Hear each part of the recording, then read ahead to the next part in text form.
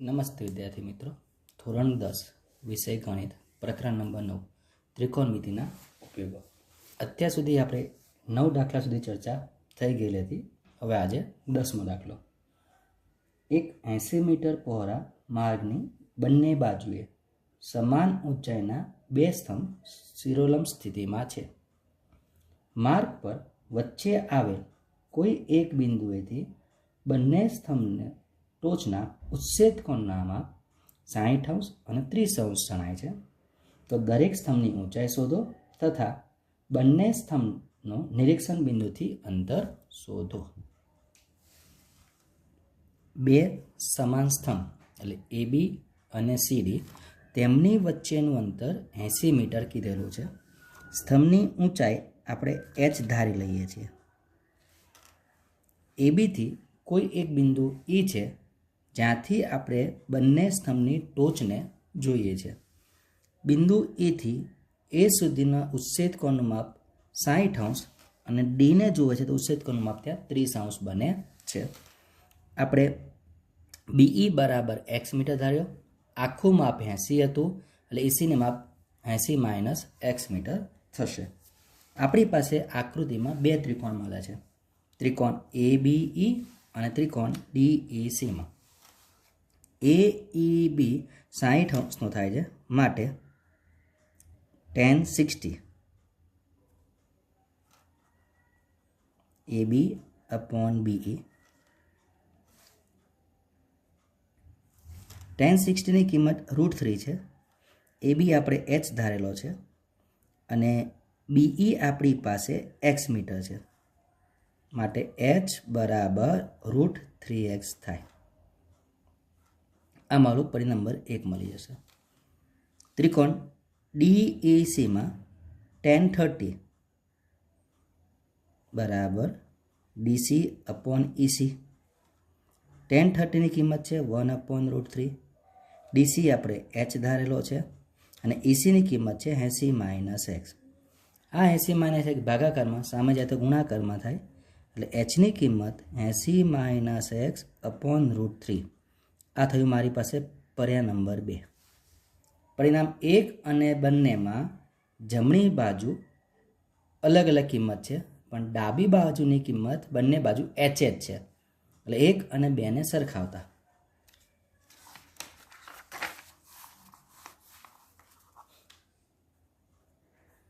પરિણામ 1 અને 2 પરથી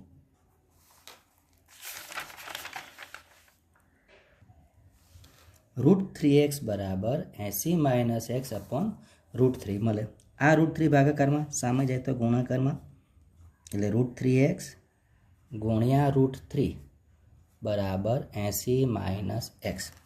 √3 ગુણ્યા √3 એટલે 3x એટલે 3x બરાબર 80 - x. -x આ બાજુ આવે એટલે પ્લસ થાય એટલે 3x + x બરાબર 80. 4x બરાબર 80 માટે x બરાબર 80/4 એટલે 20 મળી ગયા. આમ x બરાબર 20 મીટર. આ xની કિંમત જે આવી EC બરાબર 80 - x મીટર હતા એટલે 80 - 20 એટલે 60 મીટર થાય. અને h બરાબર √3x મીટર હતા. √3 xની કિંમત 20 તો 20 √3 મીટર આપણી ઊંચાઈ મળશે. આમ સ્તંભની ઊંચાઈ 20 √3 મીટર અને નિદર્શન બિંદુથી સ્તંભનું અંતર 20 તથા 60 મીટર થાય. હવે 11મો દાખલો. નહેરના એક કિનારા પર ટીવીનો ટાવર શિરોલંબ ઊભો રાખવામાં આવેલો છે. ટાવરની સામેના બીજા કિનારા પર રહેલ એક બિંદુથી ટાવરની ટોચનો ઉચ્છેદ કોણ 60° છે. ટાવરના તળિયા અને નિરીક્ષણ બિંદુને જોડતી રેખા પર આવેલ નિરીક્ષણ બિંદુથી 20 મીટર દૂર બીજા એક બિંદુથી ટાવરની ટોચના ઉચ્છેદ કોણનું માપ 30° છે. તો ટાવરની ઊંચાઈ અને નહેરની પહોળાઈ શોધો. AB બરાબર ટાવરની ઊંચાઈ નથી આપી, h મીટર ધારી લઈએ. BC બરાબર નહેરની પહોળાઈ નથી આપી, તે x મીટર ધારી લીધું. ખૂણો ACB 60° આપણને આપેલો છે. બિંદુ C થી 20 મીટર પાછળની તરફ આપણે જઈએ છીએ અને ફરીથી કોઈ બીજા બિંદુથી નિર્દેશન કરીએ છીએ તો ઉચ્છેદ કોણનું માપ તે આપણને 30° મળે છે. એટલે BDની લંબાઈ x + 20 મીટર થશે. આકૃતિમાં બે ત્રિકોણ થયા, ત્રિકોણ ABC અને એક ત્રિકોણ થાય છે ત્રિકોણ ABD. ત્રિકોણ ABCમાં tan 60 બરાબર AB/BC. tan 60ની કિંમત √3, ABની કિંમત h, BCની કિંમત x, માટે h બરાબર x√3 કિંમત આપણી પાસે મળે. ત્રિકોણ ABDમાં tan 30 એટલે AB/BD. tan 30ની કિંમત 1/√3, ABની કિંમત h અને BDની કિંમત x + 20, માટે h બરાબર x + 20/√3 મળે. પરિણામ 1 અને પરિણામ 2. પરિણામ 1 અને 2 પરથી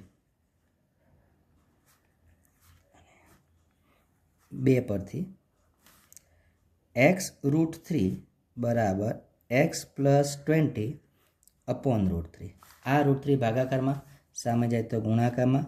√3 × √3 એટલે 3x બરાબર x + 20 પ્લસ x સામે જાય તો માઇનસ થશે એટલે 2x બરાબર 20. બે ગુણાકારમાં, સામે જાય તો ભાગાકારમાં, એટલે x બરાબર આપણને 10 મળશે. ની કિંમત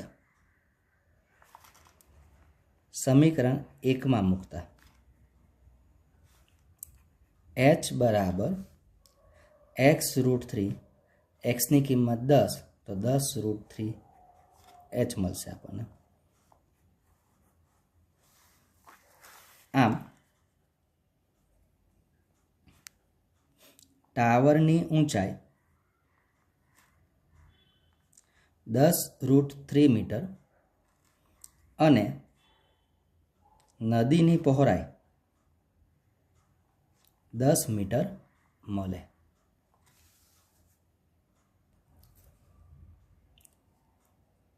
બે દાખલા ધ્યાનથી કરવા અને હોમવર્કમાં આજે ઉદાહરણ નંબર 1 થી 5 કરવાનું રહેશે. અત્યાર સુધી આપણે જે ચર્ચા કરી છે તેમાં બધા જ દાખલા આપણે ઉચ્છેદ કોણની વાત કરેલી છે. હવે આગળની રીતમાં આપણે અવચ્છેદ કોણની ચર્ચા નેક્સ્ટ ક્લાસમાં કરીશું. આભાર. નમસ્તે વિદ્યાર્થી મિત્રો. ધોરણ 10 વિષય ગણિત, પ્રકરણ નંબર 9, ત્રિકોણમિતિના ઉપયોગો. ત્રિકોણમિતિના ઉપયોગોમાં છેલ્લે આપણે ઉચ્છેદ કોણ આધારિત જેટલા પણ દાખલા હતા સ્વાધ્યાયના તે આપણે પતાવી દીધેલા છે. હવે આજે ચર્ચા આપણે પહેલાં અવચ્છેદ કોણ આધારિત ચર્ચા કરીશું અને પછી અવચ્છેદ કોણ ને ઉચ્છેદ કોણ ભેગા આપ્યા હોય તેવા દાખલાની ચર્ચા કરીશું. એટલે સૌથી પહેલાં આપણે આજે દાખલા નંબર 13. દરિયાની સપાટીથી 75 મીટર ઊંચી દીવાદાંડી પર અવલોકન કરતા દરિયામાં રહેલા બે વાહનના અવચ્છેદ કોણના માપ 30° અને 45° માલુમ પડે છે. જો એક વાહન બીજાની બરાબર પાછળ હોય અને બંને વાહન દીવાદાંડીની એક જ બાજુએ આવેલા હોય તો બંને વાહન વચ્ચેનું અંતર શોધો.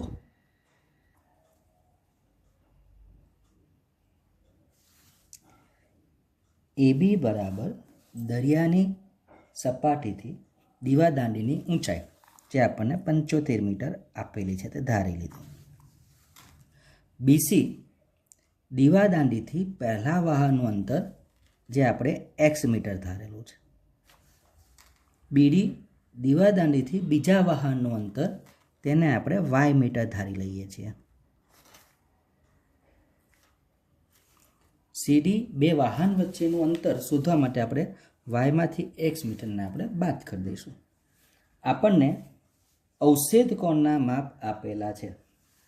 એટલે ખૂણો EAC 45° છે. યુગ્મકોણની જોડનો ઉપયોગ કરું એટલે ખૂણો ACB પણ મારો 45° મળી જશે. ખૂણો EAD 30° આપણી પાસે થશે. એટલે ખૂણો ADB યુગ્મકોણની જોડનો ઉપયોગ કરીશું એટલે 30° આપણી પાસે મળશે. હવે આપણી પાસે બે ત્રિકોણ તૈયાર થાય છે. ત્રિકોણ ABC માં tan 45 બરાબર AB/BC. tan 45 ની કિંમત 1 છે. AB આપણને 75 મીટર આપે છે અને BC આપણે x મીટર ધારી લીધેલું છે, માટે x બરાબર 75 મીટર. આ મારી પાસે કિંમત મળી ગઈ પહેલા સમીકરણમાંથી. એ રીતના ત્રિકોણ ABD માં tan 30 AB/BD. tan 30 ની કિંમત છે આપણી પાસે 1/√3. AB ની કિંમત છે 75 અને BD એટલે આપણે y ધારેલા છે, તો આના પરથી y ની કિંમત આપણને મળશે 75√3 મીટર. આ થઈ ગયું સમીકરણ નંબર 2. આપણે બે વાહન વચ્ચેનું અંતર એટલે CD શોધવાના હતા. CD બરાબર BD માઇનસ BC થાય. BD એટલે આપણે y ધારેલો છે, BC એટલે આપણે x ધારેલો છે. y ની કિંમત આપણી પાસે આવી 75√3 અને x ની કિંમત આવી 75 કોમન √3 - 1 મીટર. આમ બે વાહન વચ્ચેનું અંતર 75 √3 - 1 મીટર જેટલું થાય.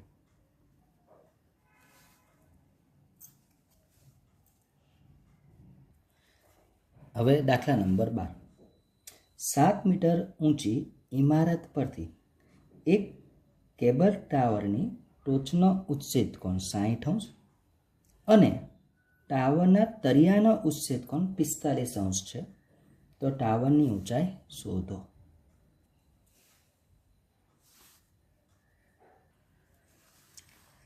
AB બરાબર ઇમારતની ઊંચાઈ જે આપણને 7 મીટર આપેલી છે. CD બરાબર કેબલ ટાવરની ઊંચાઈ આપણે h મીટર ધારી લઈએ છીએ.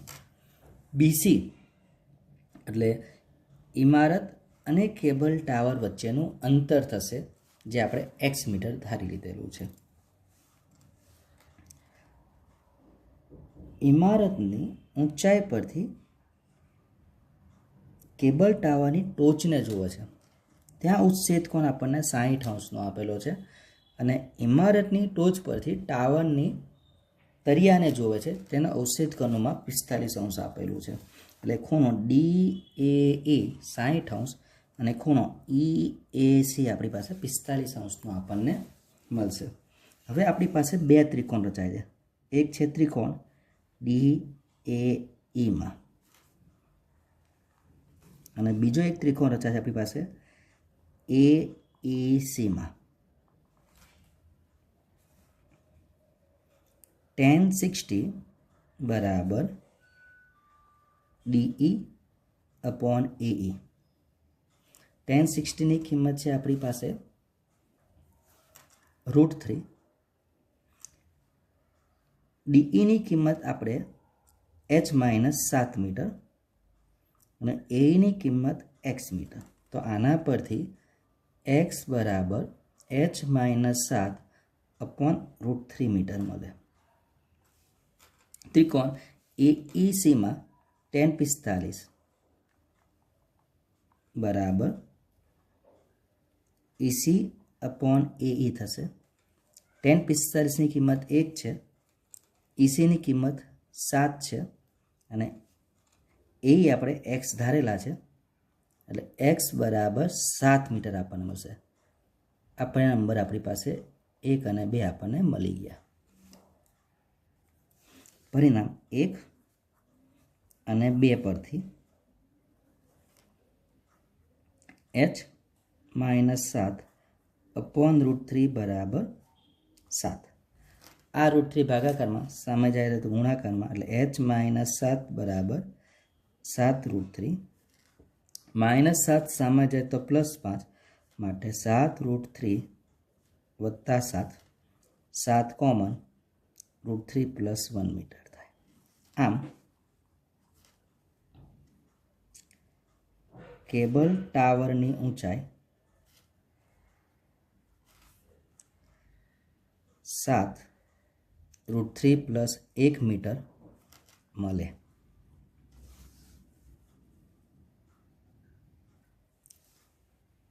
દાખલા નંબર 16. ટાવરના તળિયામાંથી પસાર થતી રેખા પર તળિયાથી 4 મીટર અને 9 મીટર દૂર આવેલા બે બિંદુથી ટાવરની ટોચના ઉચ્છેદ કોણના માપ કોટિકોણના માપ છે. તો સાબિત કરો કે ટાવરની ઊંચાઈ 6 મીટર છે. અહીંયા આપણે બે રીતથી તેનો વિચાર કરીશું. પહેલી રીત નંબર 1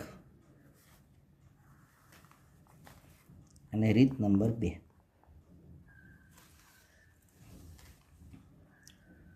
આ ટાવરની આ તળિયામાંથી પસાર થતી રેખા, તેના પર આ એક બિંદુ અને આ બીજું બિંદુ. ઉચ્છેદ કોણના માપ એકબીજાના કોટિકોણના માપ છે. એટલે આ બે ખૂણાઓનો સરવાળો 90 થાય. એટલે આને જો આપણે થીટા ધારી લઈએ તો આ માપ મારી પાસે 90 - થીટા થાય.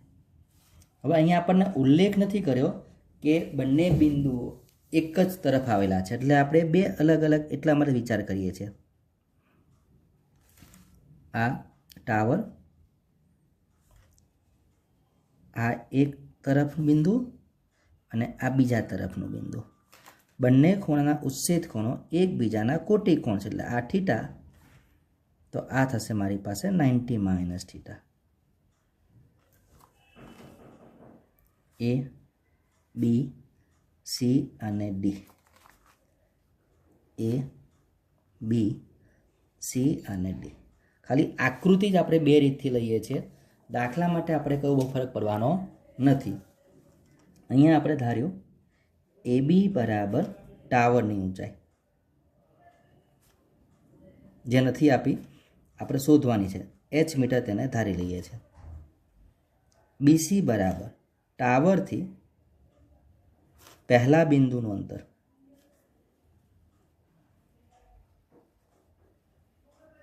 જે આપણને 4 મીટર દૂર કીધેલું છે.